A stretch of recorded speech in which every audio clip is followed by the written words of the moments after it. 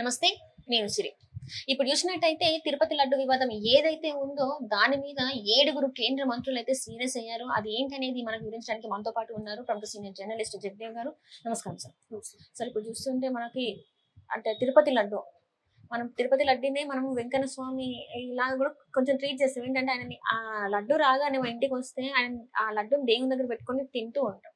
ఇలాంటి లడ్డూని కల్తీ చేసిన విషయం అంటే అది కూడా ఏంటంటే జంతు కళేబరాల నుంచి వచ్చిన నెయ్యిని వాడడం, అది భక్తులకి ఇవ్వడం, అసలు ఇదంతా చూస్తుంటే అసలు ఏం జరుగుతుంది దేశంలో? అంటే అసలు వెంకన్న స్వామి తిరుమల తిరుపతి దేవస్థానం అంటేనే చాలా గొప్పమైనది, చాలా దానికి వెనకాల ఎంతో చరిత్ర ఉంది.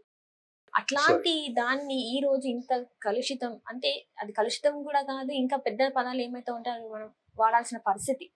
అసలు దీని మీద ఇప్పుడు మరి కేంద్ర మంత్రులు కూడా రియాక్ట్ అవుతున్నారు, సీరియస్ అవుతున్నారు. మరి ముందు ఇంకేం జరగబోతున్నారు? ఏం మాట్లాడదామా? దేవుని వెంకన్న స్వామి మీద అసలు ఆయన కొండవైపు చూస్తేనే మాడి మసైపోతారు అని అంటారు. అంటే నార్మల్ మనం ఏంటంటే అక్కడికి వెళ్తే చాలా అనుకుంటాం, ఒక్కసారి వెళ్ళినా 2 సార్లు వెళ్ళినా కూడా వెళ్ళాలనుకుంటారు. పక్కన పెట్టండి, వెంకన్న స్వామి కొండకు సంబంధించి ఎవరు అటువైపు దృష్టి పెట్టినా ఏదైనా చెడు చేయాలని చూసినా వాడు మాడి మసైపోతాడు అని అంటారు. గతంలో దివంగత ముఖ్యమంత్రి మీద కూడా కొన్ని ఇటువంటి ఆరోపణలు ఉన్నాయి. అప్పట్లో రాజశేఖర రెడ్డి గారు ఇట్లా 7 కొండలు కాదు 2 కొండలే పరిమితం అన్నారని, తర్వాత జగన్మోహన్ రెడ్డి గారు కూడా ఆ బంగారు వాకిలి వరకు ఎక్కడి వరకు సంథింగ్ అంటారు, ఆ బంగారు వాకిలి వరకు ఆయన చెప్పులతో వెళ్ళిపోయారని. గతంలో ఆయన అరెస్ట్ అవ్వక ముందు, ఆయన 16 నెలలు జైల్లో ఉండకన్నా ముందు ఇలా జరిగిన తర్వాతే ఆయన అరెస్ట్ అయ్యారని కూడా కొన్ని రకాల వార్తలు అయితే ఉన్నాయి.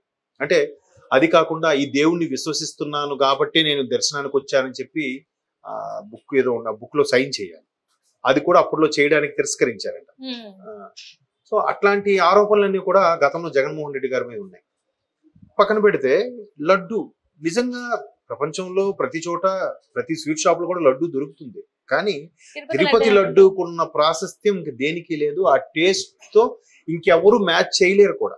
ఎన్నో అసలు కొన్ని రకాల స్వగృహ ఫుడ్స్ లాంటి కొన్ని బ్రాండెడ్ స్వీట్ షాపులు కూడా విశ్వ ప్రయత్నాలు చేసి విఫలమయ్యారు తప్ప ఆ రుచికి సరితూగే టేస్ట్ ని మాత్రం సృష్టించలేకపోయారు, తయారు చేయలేకపోయారు.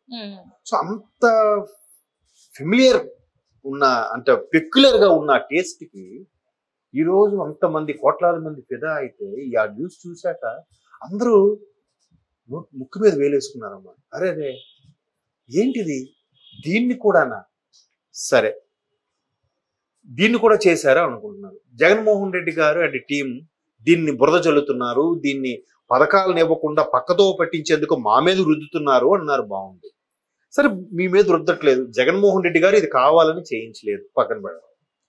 మరి ఎందుకు కావాలని చేయించిపోతే మీ కింద స్థాయిలో ఎవడో ఒకడు, మీరు అపాయింట్ చేసిన ఈఓనో, మీరు అపాయింట్ చేసిన చైర్మన్నో, మీరు అపాయింట్ చేసిన ఆ టీటీడీ బోర్డు మెంబర్సో ఎవరో ఒకరు అక్కడ ఉన్న ఖర్చును తగ్గిద్దామనో లేదా దాంట్లో మిగిలించిన డబ్బులు నొక్కేద్దామనో కక్కుర్తిపడి పని చేస్తుంటారుగా.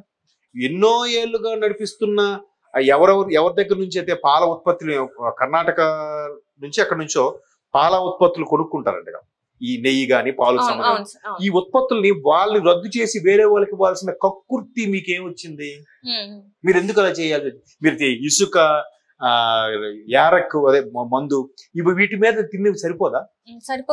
మళ్ళీ ఇది కూడా ట్రిప్ కి హుండీలోంచి వచ్చి తీసుకొచ్చి పథకాలకి డైవర్ట్ చేయడం చేశారుగా. మీ పోనీ నిజంగా జగన్మోహన్ రెడ్డి గారు చేయించలేదు అనుకుందాం, మీ కింద స్థాయి వ్యక్తి చేసినప్పుడు ఈ 4 ఏళ్ళలో ఎన్ని అప్లికేషన్స్ వచ్చాయి, దాని మీద ఎన్ని కంప్లైంట్లు వచ్చాయి, ఒక్కదాని మీద చర్య తీసుకున్నారా? లేదు. ఎంతసేపు పొద్దున్న లేస్తే చంద్రబాబు నాయుడు తిట్టామా, పవన్ కళ్యాణ్ తిట్టామా, లోకేష్ ని తిట్టామా, మా అన్నే గ్రేటు, మా పథకాలే బెస్ట్ అని మాట్లాడడమే తప్ప. ఈవెన్ వైవి సుబ్బారెడ్డి గారిని చైర్మన్ గా చేసినప్పుడు కూడా ఒక మిత్రుడు చెప్పాడు, నేనైతే చూడలేదు, వికీపీడియాలో ఆయన క్రిస్టియానిటీ అని ఉండేది, ఆ చైర్మన్ అయిన తర్వాత ఆయన హిందూగా మార్చారు అందులో కూడా అని చెప్పారు. మరి ఎంతవరకు వాస్తవం తెలియదు. అంటే అన్ని మతస్థులకి టీటీడీ చైర్మన్ గా అవకాశం ఇచ్చినట్టేనా? మరి ఇలాంటి సందర్భాల్లో మంత్రులు ఎందుకు సీరియస్ అవ్వరండి? ఇప్పుడు బండి సంజయ్ గారు ఉన్నారు, ఆయన డైరెక్ట్ గా లేఖ రాశారు చంద్రబాబు నాయుడు గారికి, కేంద్ర హోంశాఖ సహాయ మంత్రి. ఖచ్చితంగా వీటి మీద చర్యలు తీసుకోవాలి, కఠిన చర్యలు తీసుకోవాలి ఎవరైతే ఇందులో ఉన్నారో వాళ్ళ మీద అని చెప్పేసి. ఇప్పుడు గతంలో బీజేపీ కూడా వీళ్ళకి సపోర్ట్ చేసిందని కొన్ని వార్తలు ఉన్నాయి కదమ్మా. మరి ఆ ధైర్యంతోనే మమ్మల్ని ఎవడు ఆపుతాడరా, మమ్మల్ని నెక్స్ట్ 30 ఏళ్ళు జగనన్నే సీఎం అనే ధైర్యంతో చేశారేమో. వీడికి జగన్మోహన్ రెడ్డి గారికి తెలియకపోయినా కింద స్థాయిడు నా వెనక మా అన్న ఉన్నాడుగా, ఒకవేళ నేను అరెస్ట్ అయితే జైలుకి వచ్చి పలకరిస్తాడు అన్న. ఇదంతా కమిషన్ కోసమేనా? కేవలం కమిషన్ కోసమేనా ఇంత చేసేది? కమిషన్ కోసం అవ్వచ్చు. దీని మీద నేను చాలా మంది విశ్లేషకుల దగ్గర, చాలా మంది మా సీనియర్స్ జర్నలిస్టుల దగ్గర ప్రస్తావించినప్పుడు వాళ్ళు చెప్పిన మాట ఒకటే, ప్రపంచంలోనే అత్యంత ప్రధానమైన, అత్యంత భారీగా ఆదాయం ఉన్న ఏకైక దేవాలయం తిరుమల తిరుపతి దేవస్థానం. తిరుమల కొండ మీద ఉన్నదని తిరుమల అంటారు, కింద తిరుపతి. సో దాని ప్రాశస్త్యం దెబ్బతినడానికే క్యూ లైన్ లో వెళ్లే వాళ్ళకి పాలు ఇవ్వకపోవడం, క్యూ లైన్ లో పడిగాపులు కాడే వాళ్ళకి భోజనం, ఉప్మాలు, సాంబార్ అన్నం అవి ఇవ్వకపోవడం, టీలు కాఫీలు ఇవ్వకపోవడం, ఇవన్నీ కట్ చేసి వసతులన్నీ తీసేస్తే దాని మీద నేను తిరుపతి వెళ్ళొచ్చు కనరా, పడిగాపులు కాయలరా, లేదంటే అక్కడ చాలా ఇబ్బందిరా అనే ఫీలింగ్ తెప్పించేసి దాని మీద ఇంట్రెస్ట్ తగ్గించాలి, వేరే మతానికి ప్రాధాన్యత పెరగాలి. అలాగే అనిపిస్తుంది నాకు.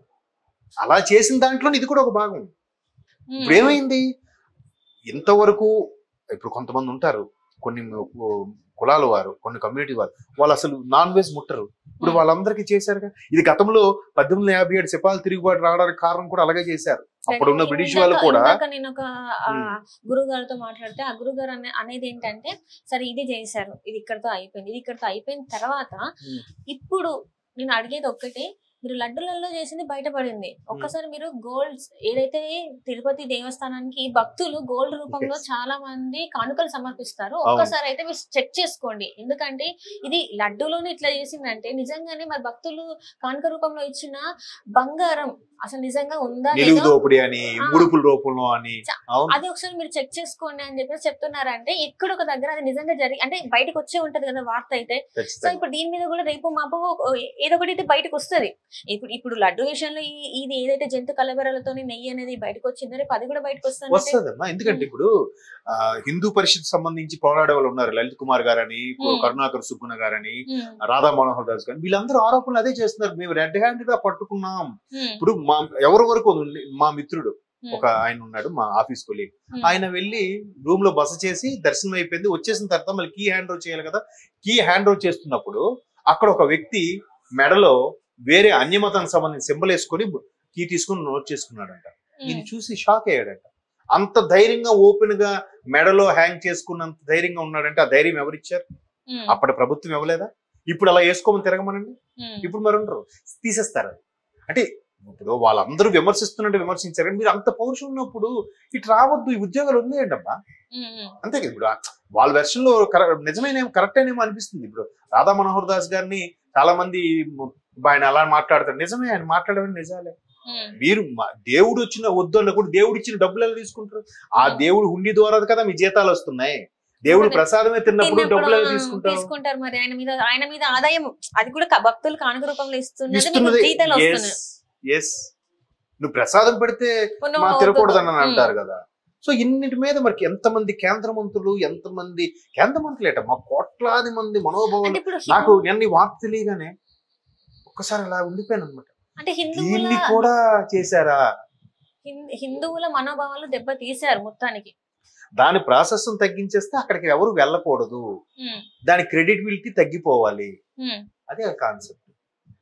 ఇంకో ఎన్నో దేవాలయం, ఇప్పుడు రామ్ తీర్థాల విగ్రహము, ఇంకా అక్కడ అది ఇంకో దగ్గర నరసింహస్వామి దేవాలయ దగ్గర రథము, ఇవన్నీ కూడా ఎలాగా ఏ ధైర్యంతో ఇవన్నీ కోలుగొట్టారు వాళ్ళు?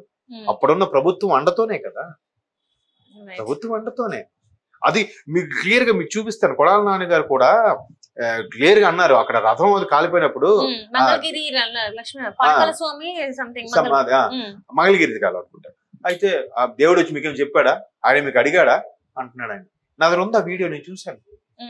అంత పచ్చిగా మాట్లాడుతున్నాడంటే, ఇలా చేసి దేవుడు మీకు చేయమని చెప్పాడా, ఎవరైనా చెప్పాడు, బుర్ర బుద్ధి లేను అని. అంటే అలా సమర్థించుకునేలాగా మాట్లాడి నేరస్తుల్ని ఎంకరేజ్ చేసేలాగా చేశారు.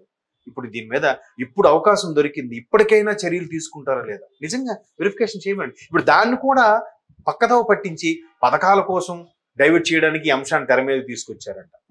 అలా అంశాన్ని తెర మీద తీసుకొచ్చి ఇప్పటికి ఎప్పుడో అరెస్ట్ చేసి లోపల వేసేసేవాళ్ళు కదా, అది చేయలేదు కదా. ఏంటి ఒక్కొక్కటి వస్తున్నాయి, వాళ్ళ కర్మకాలి ఒక్కొక్కటి బయటకు వస్తున్నాయి. సో వీళ్ళ మీద అయితే ఖచ్చితంగా కఠిన చర్యలు అయితే తీసుకోవాలని చెప్పి మనస్ఫూర్తిగా కోరుకున్నాను. Thank you so much.